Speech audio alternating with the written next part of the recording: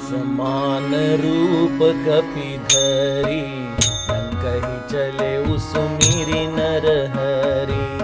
नाम लंकिनी एक निसीचरी, सो कह चले सी मोहिनींदरी। जाने ही नहीं मरमु सठ मोरा, मोर आहार जहाँ लगी चोरा। मुठिका एक महाकपिहनी, रुधिर बमत धरनी ढनमनी। पुनि संभारी उठी सोलंका, गोरी पानी कर विनय सशंका। जब रावण ही ब्रह्म बर दीना, चलत विरंचि कहा मोहि चीन्हा। विकल हो सीतय कपि के मारे, तब जाने सुनिशिचर संघारे। तात मोर अति पुण्य बहुता, देखे हो राम नयन, देखे हो नयन राम कर दूता। तात स्वर्ग अपवर्ग सुख, धरिय तुला एक अंग। तुलनता ही सकल मिली, जो सुख लव सतसंग। सियावर रामचंद्र प्रिय हो।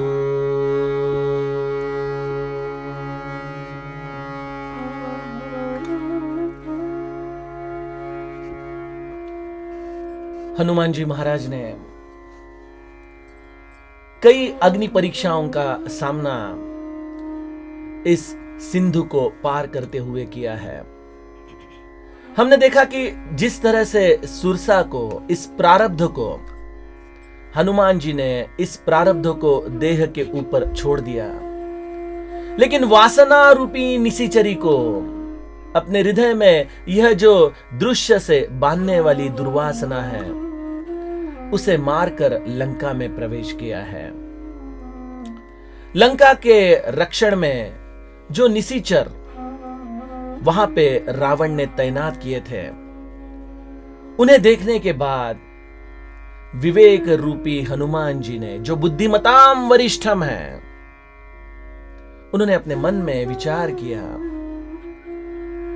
कि शायद इन निशाचरों के साथ युद्ध कर मैं लंका में प्रवेश भी कर सकता हूं, लेकिन क्या यह मेरा देह है? क्या मुझे इस कार्य की आज्ञा है? मुझे तो जामवन ने कहा है कि आप लंका में जाइए, सीता जी की खोज कीजिए और सीता जी का समाचार प्रभु रामचंद्र को आके सुनाइए। यही मेरा कार्य है और इस कार्य के लिए अगर मुझे अति सूक्ष्म रूप भी धारण करना पड़े, तो भी इस कार्य के लिए यह रूप धारण करना मुझे मान्य है। इसलिए हनुमान जी ने क्या किया? मस्तक समान रूप कपिधरी। कई लोग अपने मन में ऐसा विचार करते हैं कि हनुमान जी मच्छर बन गए। नहीं, हनुमान जी अपने ही रूप में थे, लेकिन उन्होंने अति लघु रूप, एक मशक के समान अपने रूप को छोटा कर दिया था। हम देखते हैं कि यह राम कार्य में एक बड़ा विघ्न ऐसा आता है जो हमारे स्वयं से अंदर हम निर्माण करते हैं। जब इस राम कार्य को हम निकलते हैं, हम कोई पद, कोई ऊंचाई प्राप्त कर लेते हैं, तो हमारे अंतःकरण में भी एक अहंकार सूक्ष्म रूप से वास करता है। और फिर यह अंतःकरण में वास करने वाला अहंकार हमें कभी भी इस सूक्ष्म रूप में जाने से प्रतिबंध करता है। हम कभी छोटे नहीं हो सकते। और फिर यह छोटा रूप धारण करने में जो हमारा अहंकार ही एक बड़ी बाधा बन चुकी है, वही कई कार्यों में विघ्न निर्माण कर लेता है। हम अपने आप को एक ऊंचाई से खुद को देखने लगते हैं। लेकिन मेरे हनुमान जी, जिनके चरणों के पास बैठकर हम इस सुंदर कांड का चिंतन कर रहे हैं, हमें जीवन में एक सुंदर मंत्र देते हैं कि परिस्थिति के अनुसार अगर अपने जीवन में अपने अहंकार को संकुचित करते हुए शायद एक मशक समान रूप में भी अपने अहंकार को हमें छोटा करना पड़े तो कीजिए, कीजिए। क्योंकि कई बार हम बातों में ही उलझ जाते हैं। इसने मुझे ऐसा क्यों कहा, वो जानता नहीं है मेरा काम कितना बड़ा है, वो किससे बात कर रहा है उसको उसकी तमीज नहीं है। ऐसे कई विधानों में हम घिरे पड़ते हैं। एक बहुत अच्छा विधान है कि जीवन में हमें ऐसे लोगों का उपहास करने को सीखना चाहिए, जिसे हम इग्नोर बोलते हैं, कि हम ये सब चीजें सुने लेकिन इन चीजों के द्वारा अपने अहंकार को उत्तेजित किए बिना अपने कार्य पथ पर चलते रहे। यही जीवन में मशक समान रूप धारण करना है। मशक समान रूप क्यों लिखा है हनुमान जी को? आप देखते हैं कि कभी रात में हमारे कानों के पास अगर कोई मच्छर आए तो उसके पंखुड़ियों का आवाज हमारे कान में आता है और हम समझ जाते हैं कि कोई तो मच्छर हमें सता रहा है। यह मच्छर का जो निनाद है, जो उसके पंखुड़ियों के आधार पर हमें जागरूक करता है। सज्जनों, मेरे हनुमान जी ने भी मशक समान रूप धारण किया, क्योंकि नित्य निरंतर रघुनाथ जी का स्मरण जो हमारे कानों में आके जागरूक कर सके, वही हनुमान जी का मशक रूप है। ऐसे हनुमान जी अपने अहंकार को अति सूक्ष्म करते हुए रात के अंधेरे में लंका प्रवेश कर सीता जी की खोज करना चाहते हैं। लेकिन अभी तक उनकी अग्नि परीक्षाएं खत्म नहीं हुई हैं, क्योंकि जहां पे भक्ति को बंदिस्त करके रखा गया है उसके आजू बाजू में कई प्रकार के परीक्षाओं के द्वारा हनुमान जी को गुजरना है। ऐसे हनुमान जी जब लंका में प्रवेश करना चाहते हैं तो वहां पे एक नेटवर्क जैसी सुरक्षा रावण ने तैनात की है। जैसे हमारे घर में भी आजकल हम इलेक्ट्रॉनिक सर्वेलियंस सिस्टम लाते हैं कि उस तार को हम छू ले तो कोई अलार्म बजने लगे, कोई सायरन बजने लगे।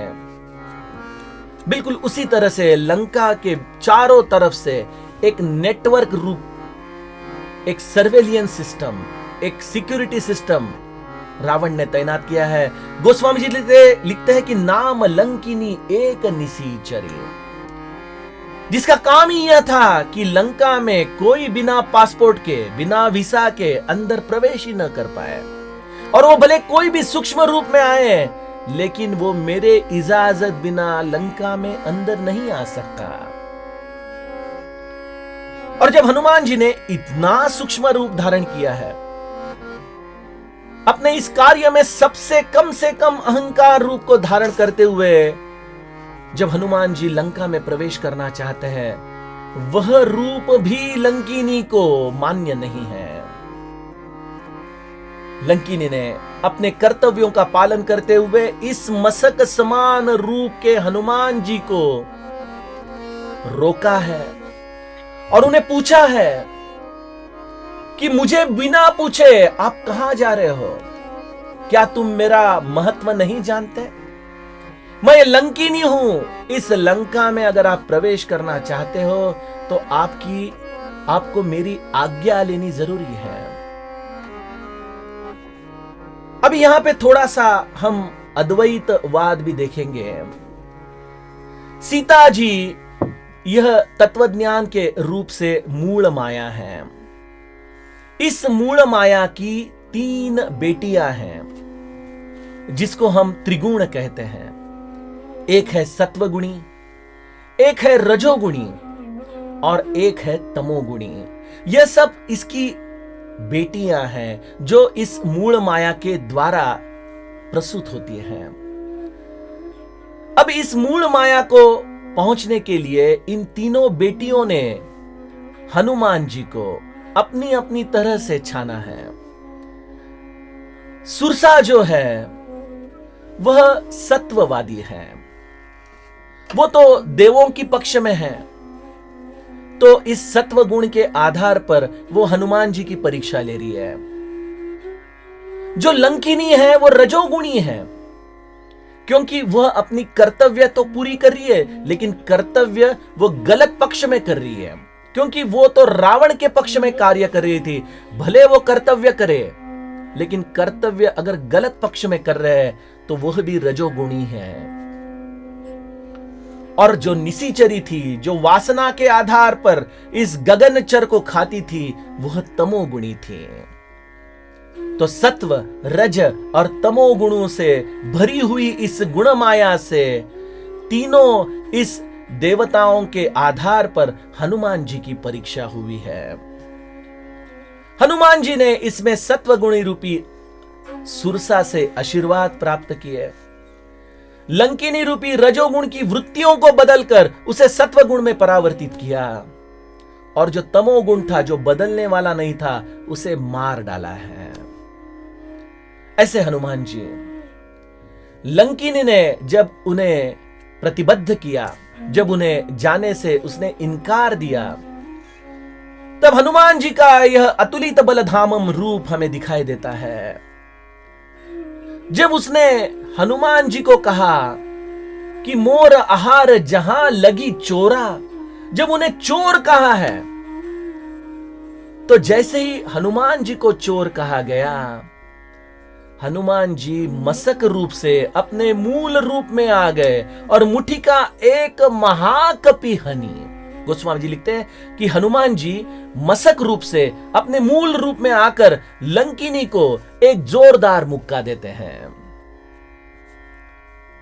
जीवन में संत भी अपने अहंकार को इसी तरह से बिल्कुल छोटा सा रखते हुए जीवन में व्यवहार करते हैं, लेकिन इतने सूक्ष्म रूप में रहते हुए भी जब परिस्थितियां उसको अपने इस राम काज से प्रतिबद्धित करती है, तो कई बार वह यह ऐसा महाकपि रूप धारण करते हुए अपना अस्तित्व, अपनी शक्ति का प्रदर्शन भी इस सृष्टि में हमें करते हुए दिखाई देते हैं। कई संतों के कई चरित्रों में हमें यह सारे प्रसंग दिखाई देते हैं।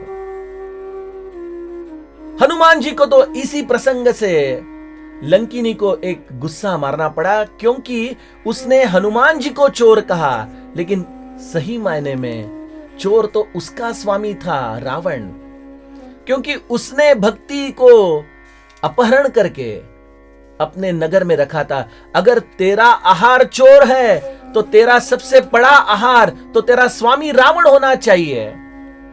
और इस राम कार्य में जब कोई ऐसी झूठ बात, ऐसी कोई फरेब, ऐसा कोई ढोंग संत के सामने कहता है, तो संत हृदय में भी इसी तरह से एक संताप की लहर आती है कि यह क्यों झूठ बोल रहा है मेरे सामने, मैं सब जानता हूं इसका चरित्र। इसी तरह से लंकिनी ने जब यह झूठ बात कही कि मोर आहार जहां लगी चोरा, तो हनुमान जी ने इस झूठ के बदले का प्रसाद उसे एक जोरदार मुक्का मारते हुए दिया है। इस मुक्के से गोस्वामी लिखते, रुधिर बमत धरनी धन मनी, उसे रक्त का वमन हुआ है और वो जमीन पे गिर पड़ी। और इस हनुमान जी के स्पर्श से, एक क्षण का स्पर्श हुआ है, इस क्षण भर के स्पर्श से यह रजोगुणी लंकिनी में सात्विक प्रवृत्तियों का उदय हो गया, और वो सात्विक प्रवृत्तियों से उठी, अपने हाथ जोड़े और हनुमान जी से उन्होंने प्रार्थना की कि मैं ये जानती थी कि जब ब्रह्मदेव ने रावण को वरदान दिया था, तब उन्होंने कहा था कि मैंने रावण को तो वरदान दिया है, लेकिन हे लंकिनी सुन, एक दिन ऐसा आएगा कि तुझे कोई आके वानर बड़ा विकल कर देगा, उसके मार से तुम विकल हो जाओगी, तब जानना कि रावण का कार्यकाल अब खत्म होने वाला है। और वह वानर का दर्शन मैं आज मेरे नेत्रों से कर रही हूं। इसलिए लंकिनी बड़े प्रसन्नता से हनुमान जी महाराज के चरणों में अपना भाव व्यक्त करती है। अपने रजोगुण को छोड़ इस सत्व गुणों के उदय से, केवल इस मुठिका के स्पर्श से जो उनके वृत्तियों में परिवर्तन हनुमान जी ने कर दिया था, वो कहती है, तात स्वर्ग अपवर्ग सुख धरिय तुलायक अंग, तूलन ताही सकल मिली जो सुख लव सतसंग। इस जीवन में एक क्षण का भी संत का संग मिल जाए तो इस क्षण की कीमत तो लंकिनी के मुंह से ही हम सुन सकते हैं, जिसने पूरा जीवन इस चोर की सेवा में रखा था। भले रावण ने लंकिनी को कई प्रकार के भोग दिए होंगे, कई प्रकार के सम्मान दिए होंगे, उनके कार्य की सराहना की होगी, ये सारी सराहना, ये सारे भोग इस तराजू के एक अंग में रखे और हनुमान जी का यह एक मुक्का, यह एक स्पर्श, उसका यह संग, उसका यह दर्शन, उसका यह स्पर्श अगर यह एक अंग में रखे तो उसकी तुलना जीवन में मिले हुए सारे सम्मान, सारे भोगों के सामने कई गुना ज्यादा है। और यह अगर हम जीवन में समझ ले कि हमारे जीवन का सबसे बहुमूल्य उपलब्धि अगर कोई है तो संत समागम है, संत संगत है।